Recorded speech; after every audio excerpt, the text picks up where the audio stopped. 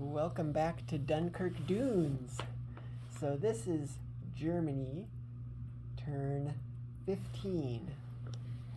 And here is what Germany is purchasing. This is not part of the purchase, but you'll see how that plays in later. So Germany is purchasing 20 infantry, 1 tank, and 2 fighters. They're flush with cash. From last turn, they kind of swept through a lot of these Soviet territories, and as you'll see, Moscow is going to be attacked this turn. So we've got an attack on Moscow this turn here, and we've also got an attack on Persia this turn.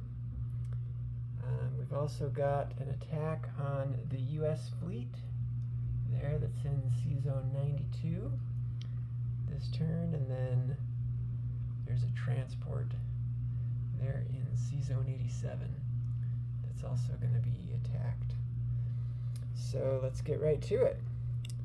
So maybe we'll let's start with, we'll save the most exciting ones for the end here. But so Germany, they have this fleet here that you can see in Sea Zone 91, and what they've done is peeled off one of these destroyers. They have several destroyers, and it's come down here to Sea Zone 87 and auto-sunk that U.S. transport. That's simple enough.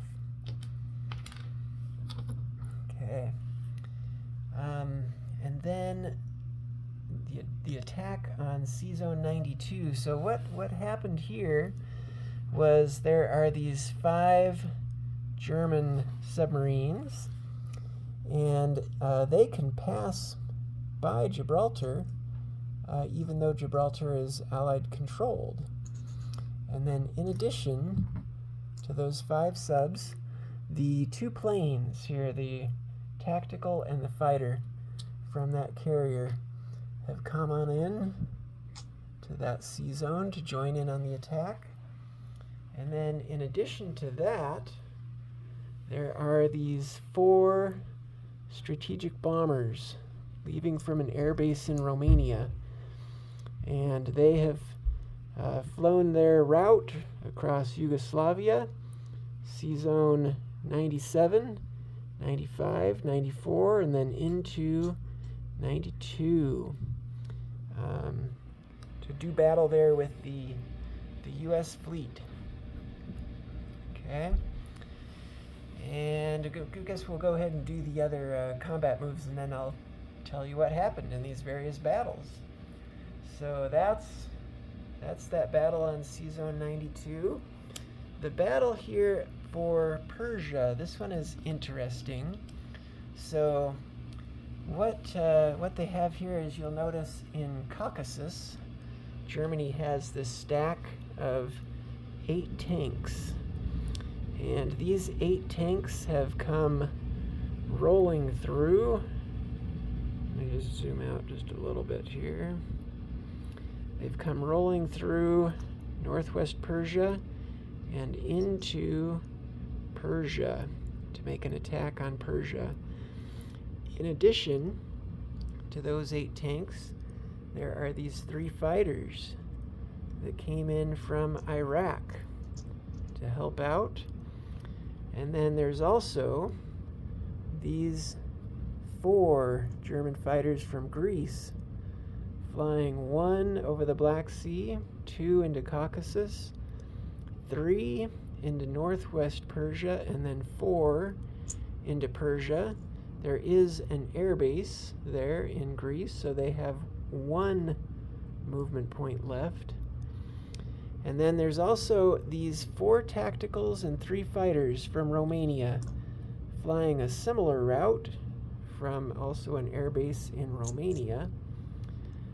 They have also come down here to join in this battle for Persia.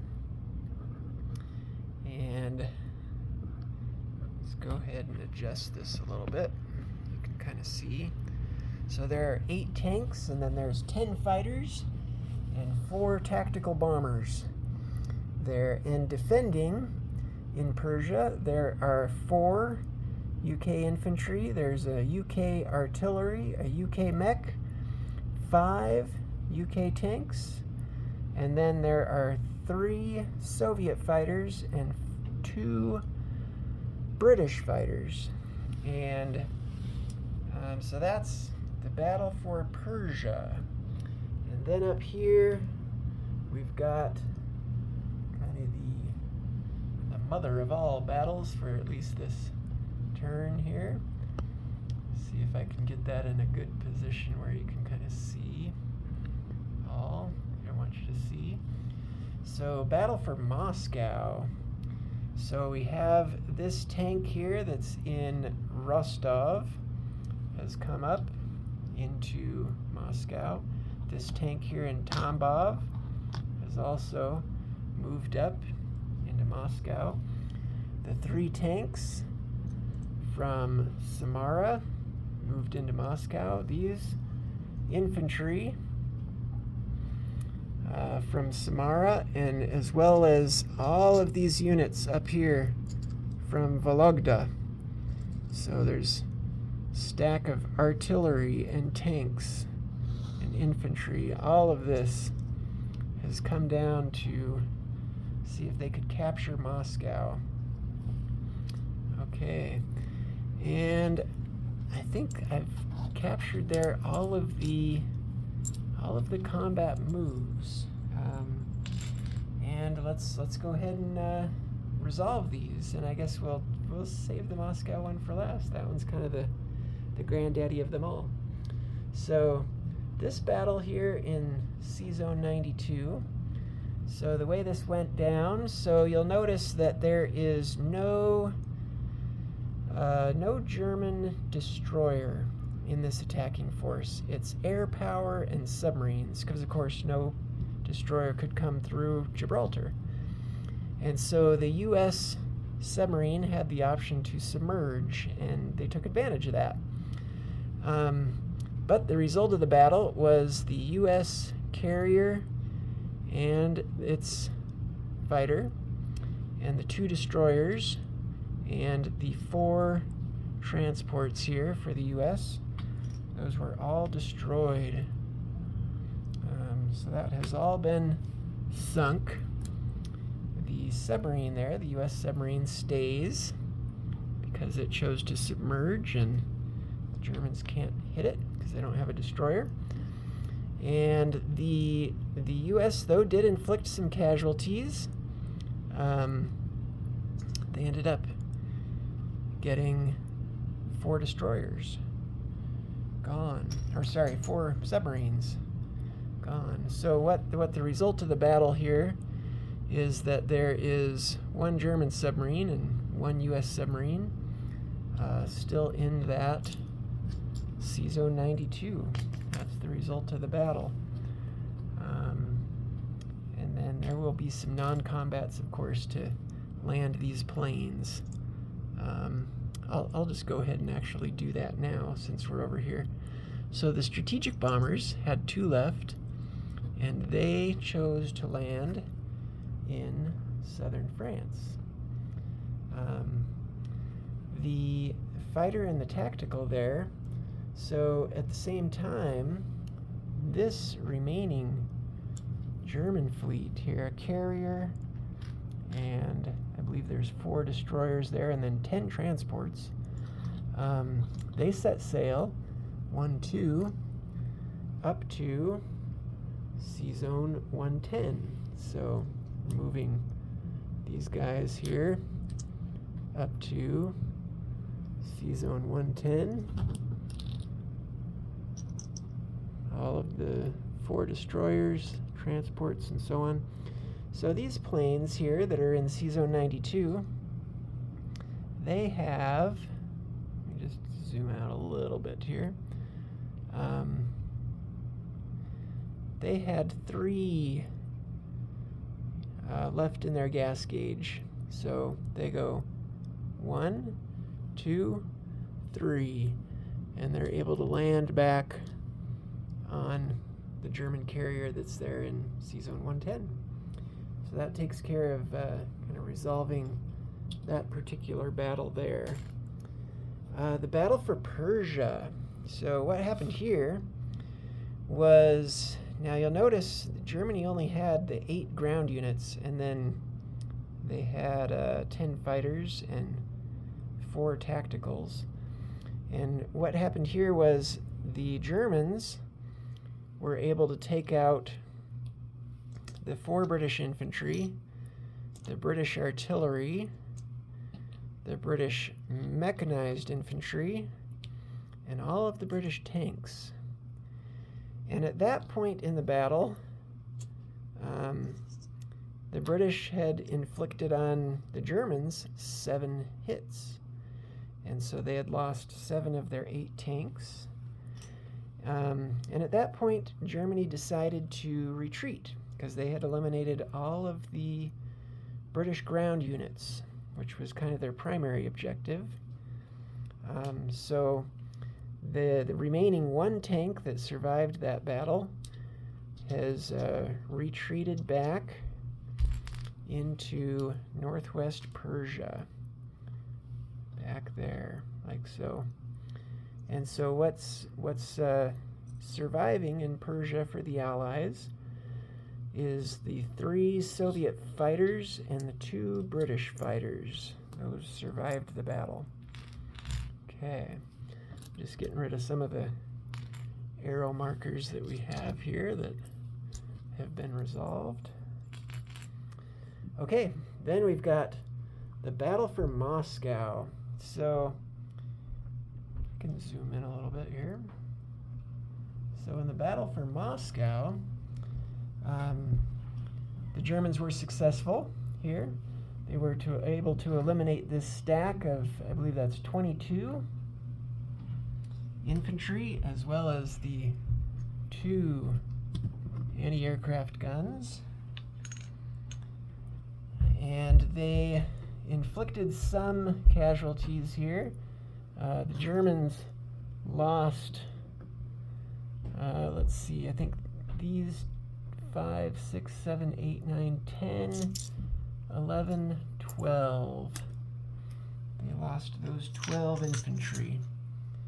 So that turned out pretty well for the Germans. They're happy about that, taking over Moscow. And of course, when that happened, this major factory here in Moscow is downgraded to a minor factory. Okay, so those are all of the battles. There are some non-combat moves here that the Germans went ahead and took care of. So you'll notice the Germans here have these 4 infantry in Caucasus, and they've marched those 4 infantry from Caucasus into northwest Persia. And in addition to that, the Germans have this stack of 8 tanks up here in Stalingrad, and they have gone 1 through Caucasus, 2 down into northwest Persia. So now there's 9 tanks there in northwest Persia. And then this mechanized infantry here that's in Kazakhstan. He's gone 1 through Caucasus, 2 into northwest Persia as well. Okay. So let's see. And then other movements in this area. So this stack of 18 infantry from Rostov and the 14 artillery from Rostov have moved down into Caucasus. The 2 AAA anti-aircraft guns that are there in Rostov have actually stayed. And then 6 of the infantry that were in Rostov have boarded these transports here in the Black Sea and then unloaded into Romania. So that kind of takes care of that. And then there have been, well, we'll go ahead and we can land these planes here. So we've got all of this German air power here. So the 4 tacticals that were involved in this battle have landed in Rostov. And 4 of these fighters have landed in Iraq. And then, let's see, a stack of 3 of these. 3 of them that left from, it was actually these ones, that left from Iraq, went 1, 2, 3, 4, landing into Persia. So we have 3 fighters have landed in Rostov, landed in Rostov. And then these remaining fighters, 3 remaining fighters have landed in northwest Persia. Okay, so that kind of takes care of the board in this area of the field of battle here. Non-combats here. So, of course, Germany is needing to prepare for this Russian and then combined with the UK force that is headed towards headed towards Berlin. And so they are needing to reinforce Berlin to prepare for that. There's about 95 Soviet units there, and then about 20 British units that are on their way to Berlin. And so what the Germans are doing here to prepare and fortify, they're hoping that it will be sufficient, but we shall see. So the 13 infantry and the AAA that were in Western Germany have marched up into Berlin. There is this blue arrow here. There's a tank in Paris that's gone 1-2 into Berlin.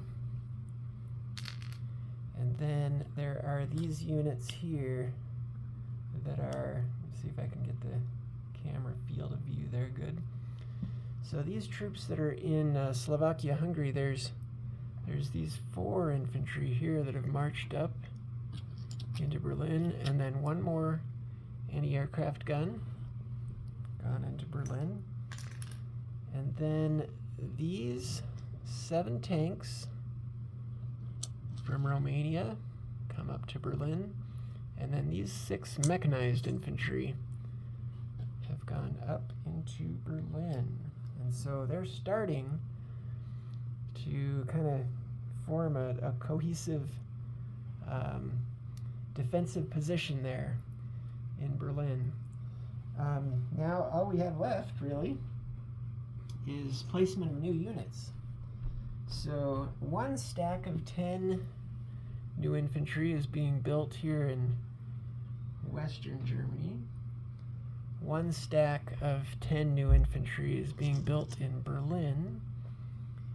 And then the tank and the 2 fighters are being built in Paris.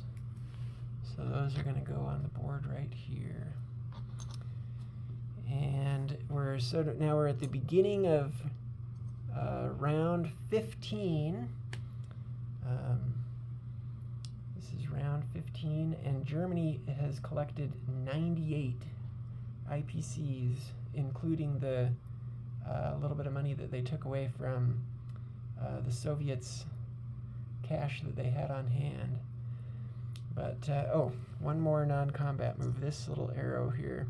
These 4 artillery up in northern Italy are moving up into western Germany, again, on their way to Berlin. So the real question for this game is going to be, is Berlin going to be able to hold against the approaching Soviets and then British? And we shall see. I mean, we expect that on Soviets' next turn that they're going to walk here into Poland and be on Berlin's doorstep.